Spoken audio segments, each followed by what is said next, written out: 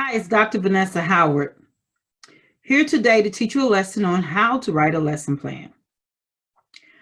This is a crash course.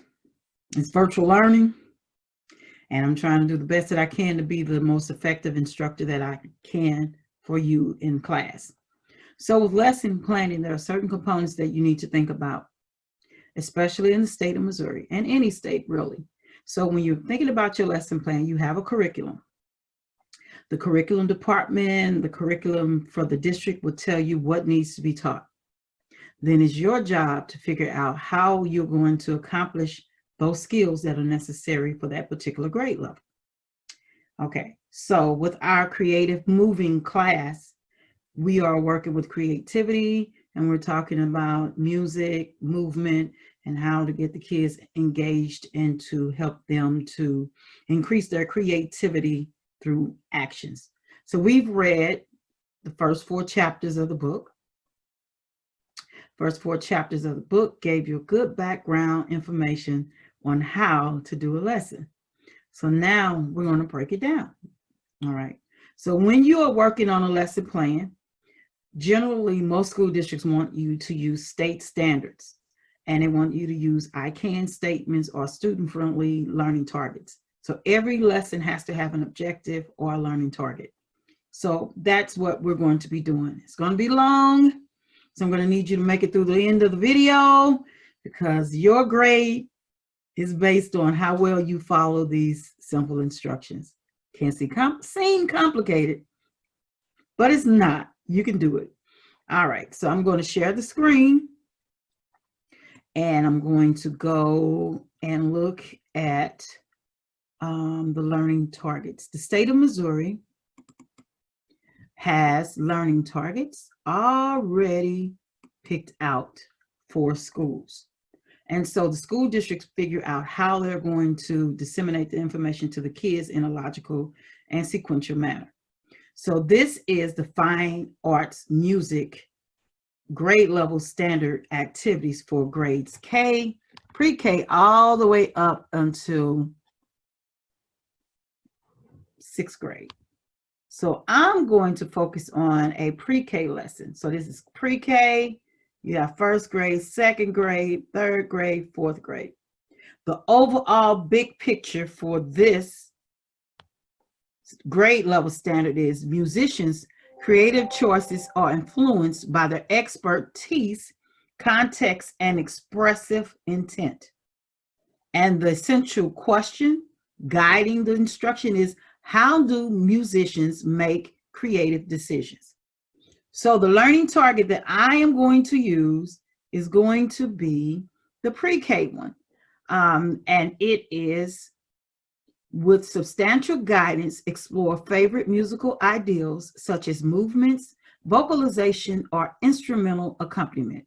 So I'm going to copy that because that is the state standard. This will be in your student resource in the online. So now I'm going to go to the lesson plan. So, okay, so I completed this form ahead of time. So I'm just going to walk you through what I've done. So far I have that this is a music class, and I put the grade level pre-K. I went online and I showed you how to get the DESE grade level standards. And so the grade level standard, I just cut and paste and I put it in here. So I'm going to make it black. So with substantial guidance, explore favorite musical ideals such as movements, vocalization, or instrumental accompaniments. So I'm a literacy specialist. I always type learning into with books. So this is the material that I would need for this lesson. And I'm going to use the book Pete the Cat, paperback. I'm tired. I need paper. I need music. And I need the YouTube video of Pete the Cat and pencils or crayons.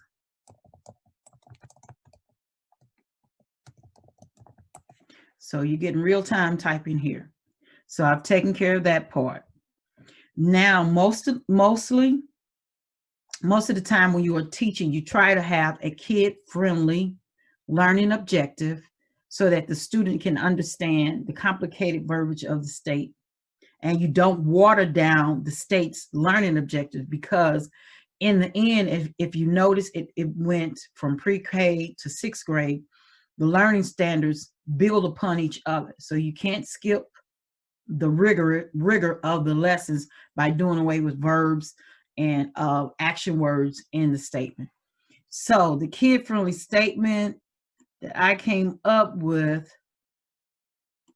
and yours could be different, is I can use movement or instruments to share my knowledge of music, or I can use music to express myself, or I can be creative using music. I believe that the pre-K will understand that language. Okay, so I'm going to skip this part with below, on, and above grade level. These are the learning areas that your students have. You have to make sure that you differentiate instruction enough so that you meet the needs of all of your students. Quick sheet in the lesson plan that I gave you.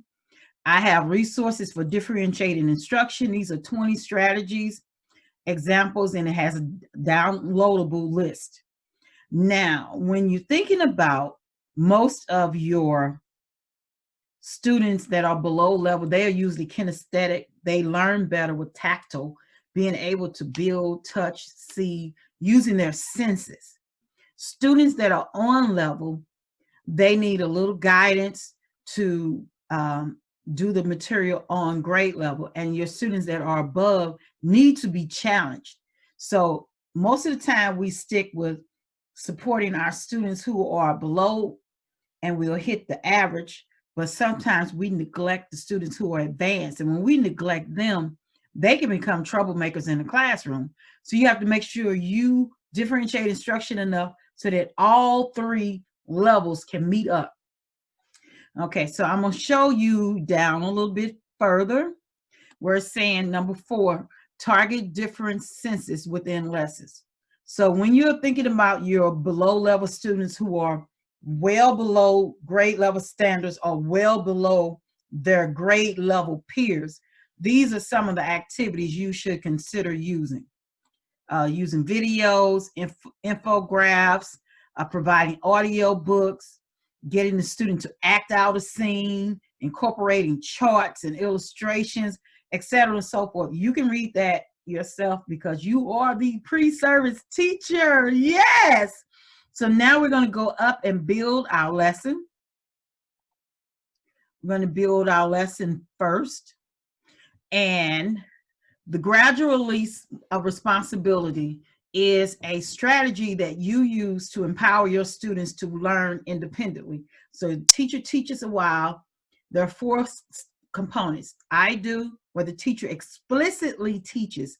You are explicitly teaching the concept. You're doing think alouds. You're letting the kids get inside your head and understanding the process or the learning concept you're trying to teach. Second is we do. That's where you support the learner and you two are working together. You and the class are working together to understand the concept a little bit better. The next step is you do it together. That's where you get cooperative grouping by Koski, one of the authors of some of the readings that we have been dealing with. He's the godfather of cooperative grouping. So you will read about him all the time, and you will hear about Piaget and doing constructivism. And so you do together, the students are learning the concept with each other as you are an observant and supporting as necessary. Then the final step is the students are working independently, doing the activity, showing you that they understand the skill and the concept that you have taught them. This is very critical because if you sit up and you lecture to a student all day and you do all the talking, one, you're going to go home very tired. Two, you will be the one doing all the learning. So you have to activate and engage the student. So the best way to do that right now is using the gradual release model. So I'll just read the first part of the gradual release model.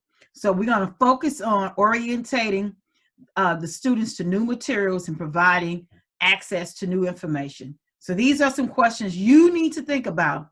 How will you explain the concept? How will you provide a model, strategy, or skill for the student? How will you show your thinking in action so that the students can understand it?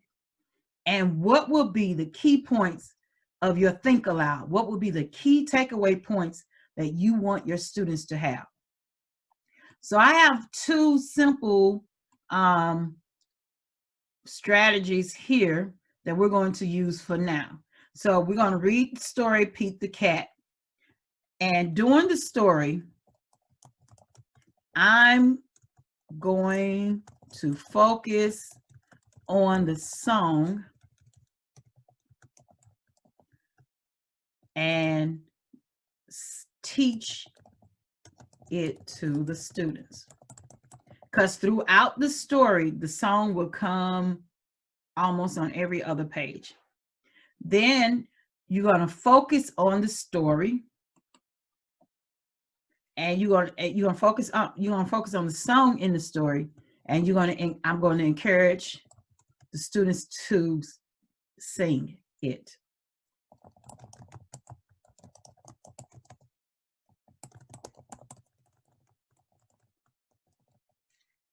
Sing it with me. Okay. So now we're moving on to the we do. This is the guided part of the lesson. You're activating the students' knowledge through scaffolding it, so you're doing it together with your class. So how will you practice the strategy with the students?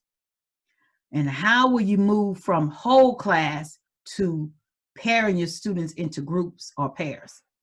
In other words, how will you move from shared work to guided work? All right, so I have two things here, and I probably need to add some more to it. So we're going to look at the video. This is the second time around. We're going to look at the video, and I'm going to encourage the students to sing along with the story. And then I'm going to encourage the students to think about other instruments that they have seen. And then we're going to make a list.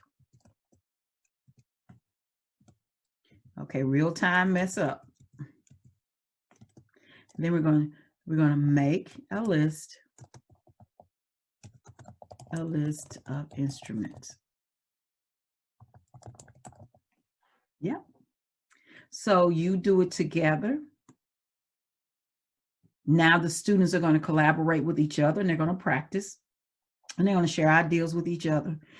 Okay, so you can read the description to yourself, and then I'm going to turn this back black and see, do I need to add anything to it? So I'm going to introduce the instruments to the kids, the students. And I'm going to pair them up and have them decide on an instrument that we can use to substitute in the song. So each group is going to select each group will select one instrument to play along with the song. Good. You do it alone. So this is where the kids work independently. So let me reveal that. So I'm going to have the students sing or play the instrument with the song, and then independently, they're going to draw a picture to describe which instrument they like the best.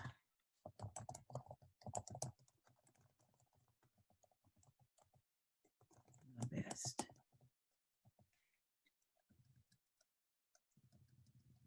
They can do that, or they can just draw an instrument. They can draw an instrument.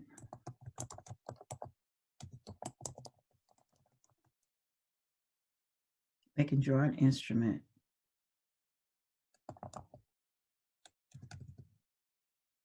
Okay.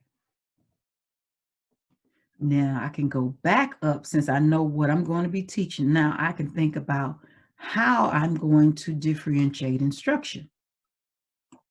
So for my below level readers, or my below level students who need extra support, I'm going to let the students listen to an audio version of the book, and I'm going to let the students make body motions to match the book. So when Pete is walking, they can do walking, or they can even change up the movement in the story, but still stay within the context of this story. Instead of walking, maybe Pete will hop. And I'm going to show you the video at the end of this lesson. Okay, so my kids that are on level, and I hope I didn't mess up here. The students that are on grade level, I'm going to let them make an instrument using rice and a piece of paper, paper towel holder, and let them shake it. So they're going to actually make an instrument, and that can be done with the whole class as well. The whole class can make an instrument to shake, just a shaker, a rattle to shake while they're listening to the song. Now, your above level kids, generally, they like to have choice in what they do. So I will have them create a song about Pete the cat. So they'll create the song about Pete the cat, or they can create an instrument, make an instrument that has never been made before. Above level kids need to be challenged. A lot of times you will find out your above level kids, they will want to do all of the activities. And then you will also find out that your below level kids will want to be challenged too. So when you're creating these lessons and these strategies for above, below, and on, just realize you should give opportunity for kids to at least try it if they are asking you, can they try it? Don't limit them. You may have to support them a little bit more, but don't limit them in trying. Okay, so now I'm going to my assessment. So how am I going to tell that these students actually know what I was trying to teach them? So the students should be able to interact with the music with an instrument or with their voice. Creativity, movement. Okay, and then the other evidence that I can say that my students will provide for me is the student will illustrate and explain the learning activity to a peer in their classroom or an adult. So their written assignment, they would take to a peer and they would share that with their peers. Homework. Did I lose that? Okay, so homework. Homework, we're going to have a family discussion about their favorite instruments. So the children are going to go home, they're going to share their writing with their family, and then they're going to ask their parents what is their favorite instrument, song, or dance. Now you got to be careful with that. Have to be careful when you do that and make sure that it's school appropriate. And then they come to and do a show and tell at school and share their learning. So that's how you complete this form. So I'm going to stop this sharing. And I did not go online and pull up. I had to delete the first video that I made. I did. And so I'm going to try to find Pete the cat for you again, because this is my second video. So I want to do,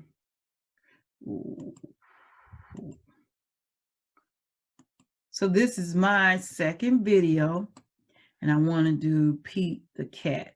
So I'm going to YouTube, and I want you to see what the story Pete the Cat is like, so that you can understand why I picked this particular story for our class. And let's see, there are a lot of Pete the Cat. So I'm gonna try to go to the spot. Oh no! Pete stepped in a large pile of blueberries. Very colorful. What color did it turn his shoes? Blue! Did Very Pete interactive. cry? Uh-oh, stop. Goodness, no! He kept walking along and singing his song. I love my blue shoes. I love my blue shoes. I love my blue shoes. I love my blue shoes. I love my blue shoes. I love my blue shoes. Oh no! So you get the gist of it. That's why I picked that song, because it has singing in it, and it has the opportunity for the kids to bring movement to it, and it connects with the learning objective of the state. So good luck on your assignment. If you have any questions, make sure that you contact me by email, and I will get back with you as soon as possible. I hope you had fun watching me, because I really am a teacher from my heart, but because of COVID, we cannot meet face to face. So one day I hope to see you face to face, so that we can just celebrate your successes, because I know you're going to be fantastic teachers. All right, so I will talk to you guys later. Have fun on the assignment. The form looks daunting. It has a lot of writing on it, but as you can see, as I was walking through it, it's not that much that you need to type in, but I need you to type in enough so that I can know you know how to teach the lesson. And when we meet in Zoom, you will be presenting that lesson to me. Okay, guys, talk to you later.